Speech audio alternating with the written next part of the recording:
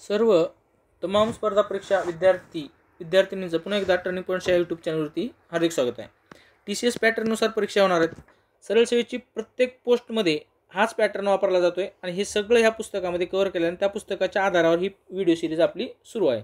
संविधानामध्ये जी काही सुरुवातीची घटनेची वैशिष्ट्ये आहेत, त्यानंतर तुमची प्रस्तावना, उद्देशिका आहेत, त्यावरचा हा व्हिडिओ सिरीजमधला आय थिंक माझा हा 5वा व्हिडिओ सिरीज असेल.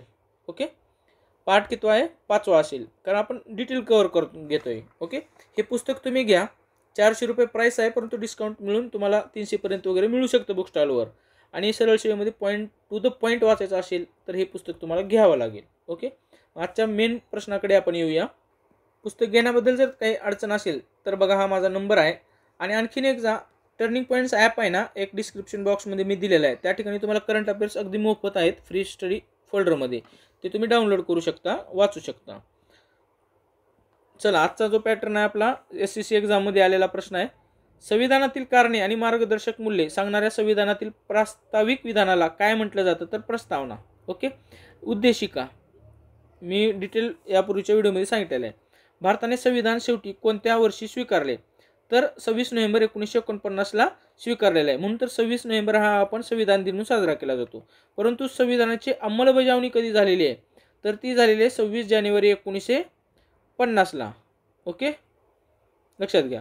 भारताला एक धर्मनिरपेक्ष राज्य म्हणून वर्णन करते काय? कोण वर्णन करत असतं? प्रस्तावना. बरोबर. आणि प्रस्तावनेची सुरुवात कशी झालेली आहे? आम्ही भारताचे लोक, असा प्रश्न देखील आलेला आहे. किंवा प्रस्तावनेची सुरुवात कोणत्या शब्दापासून झालेली आहे?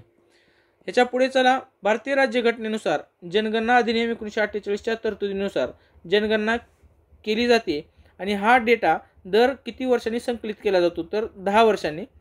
परंतु काय झालेलं आहे, कोविडच्या वेळेस 2021ची जी जनगणना होती ती झालेली नाही.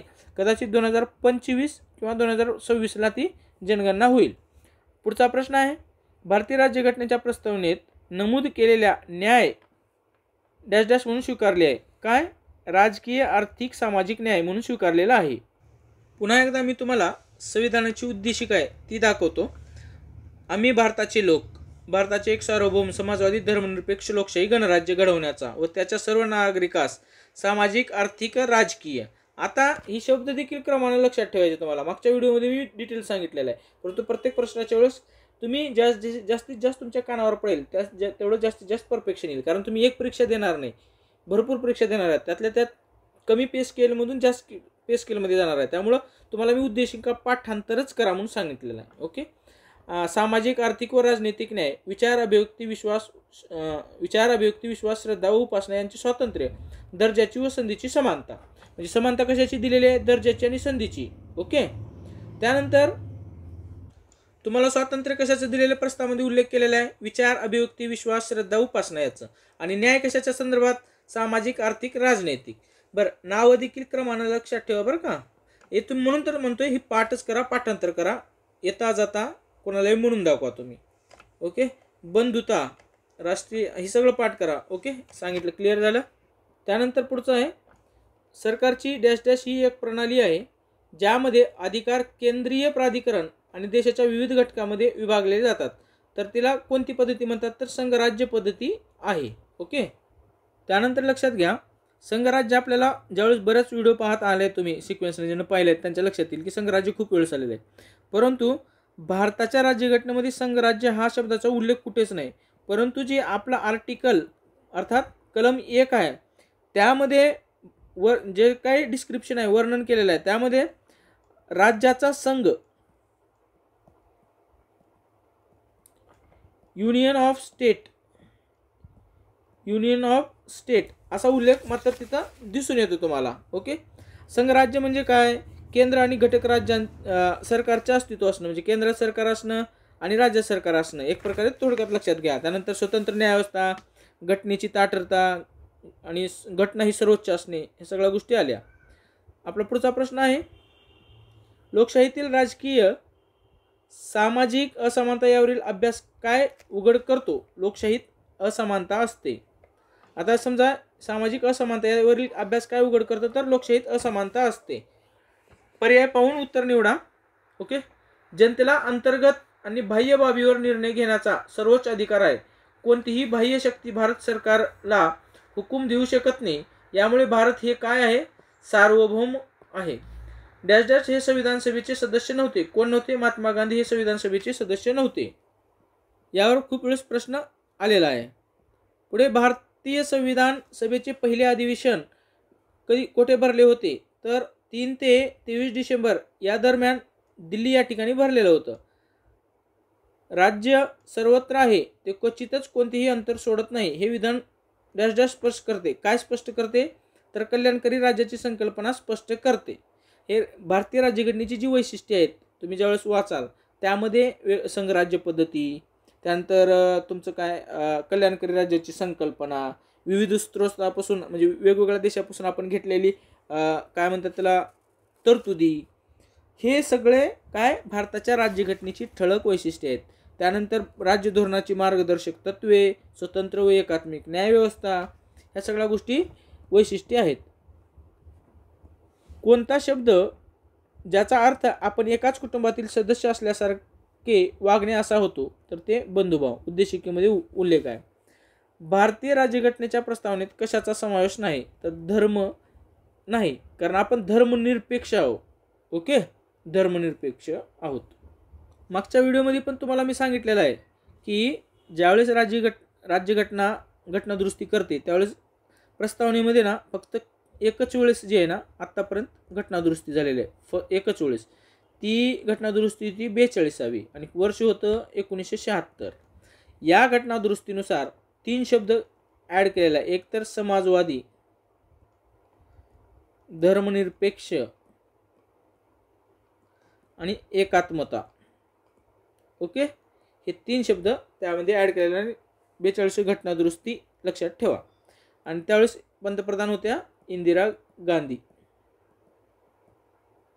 भारतीय राज्यघटनेच्या प्रस्तावनेतील डॅश डॅश नुसार कायद्यासमोर सर्व समान आहेत. तर समानता. उद्देशिका मी सांगितलेलं आहे की उद्देशिका पाठ करा. ह्याच्याबद्दल आर्टिकल पण आहेत, आता ते बघू आपण. भारतीय राज्यघटनेतील धर्म स्वातंत्र्याच्या अधिकाराचे उद्दिष्ट काय आहे? धर्मनिरपेक्षता तत्वाचे पालन करणे. धार्मिक संस्थांपासून राज्य वेगळे करण्याचे समर्थन करणाऱ्या व्यक्तीला काय म्हणतात? धर्मनिरपेक्षतावादी. भारतीय संविधान सभेतील ब्रिटिश प्रांतांचे सदस्य किती होते? तर ते होते 296 होते. भारतीय संविधानानुसार इंडिया डॅश डॅश या नावाने ओळखला जातो. भारत. भारतीय राज्यघटनेचं जे पहिलं कलम आहे त्यामध्ये स्पष्ट आहे इंडिया दॅट इज भारत असा उल्लेख आहे. That is Bharat shall be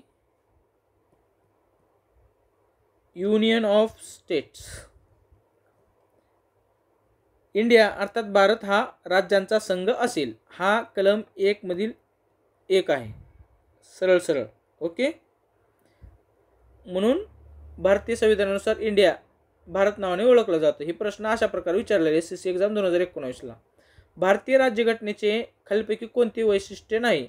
तर ते एकात्म प्रणाली हे वैशिष्ट्य नाही. पर्यायानुसार तुमच्या लक्षात आलं पाहिजे. घटनेची वैशिष्ट्ये मी सांगितलेलं आहे. कोणत्या देशाचे संविधान जगातील सर्वात लहान संविधान आहे? तर ते अमेरिकेतील संविधान जे आहे ते जगातील सगळ्यात लहान संविधान आहे.